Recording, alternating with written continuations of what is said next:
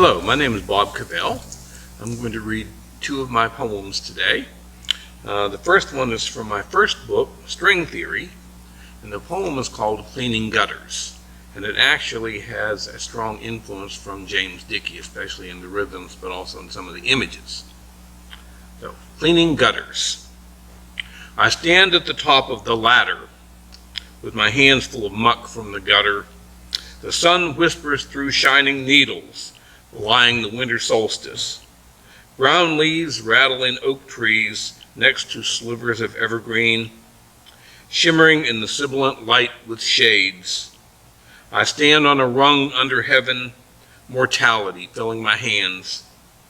In my hands are what leaves and needles become, not the tender green of new growth, not the deceptive promise of midsummer health, when all life seems evergreen. In my hands, with the mud, are the needles and leaves of midsummer. The leaves are more substance than form, the needles brittle and black as the muck of which they become a part. I stand at the top of the ladder, my dazzled eyes turned to the tops of the trees, looking at high-hanging cones overhead, which yield seed after their kind. Winged seeds drop like tongues of flame, bearing the message of life. They descend like squadrons of angels, their spiraling wings flash like swords. My hands are full of the life-giving death of needles and leaves. Some seeds fall to the fertile ground, while others fall to the roof and blunt their points in the muck. In the muck are the seeds of midsummer growth, warmed by the sun of the solstice. I stand at the top of the ladder, mortality filling my hands. In my hands are what leaves and needles become. In the muck are the seeds of midsummer growth. I stand on a rung between heaven and earth, immortality filling my hands.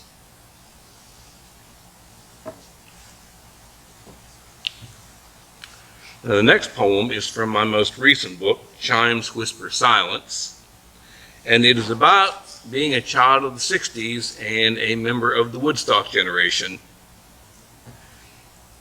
And we have a member of the Woodstock generation in the audience.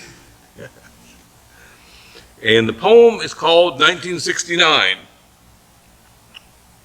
Nostalgia for a flower child from a different century, now resident of the suburbs of the memories of the Woodstock generation. I sit, eyes closed, strains of music echo in my head from ear to ear. Reminiscences shimmer, softened edges smoothed by the passing of the years. Selective amnesiac images filter out harsher dissonances of reality. Before Freak Flag was dropped to half-mast, surrendering to age, and peace and love were bartered to greed of capitalism for middle-class security. Before needle tracks and tears inducted Jim, Jimmy, and Janice, charter members of the 27 Club. Before dreams of peace and love dissipated like a drifting cloud of ganja smoke.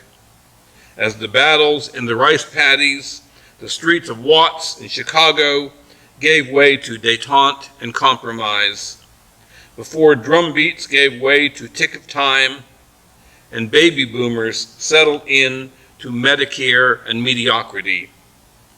Before it all, the child danced, a swirl of flowing hair, of beads and bell-bottoms, a dervish before the altar of rock and roll.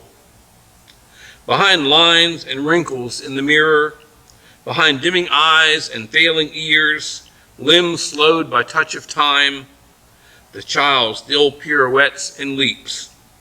Behind the piper's notes, the soundtrack of his youth still plays and calls the tune.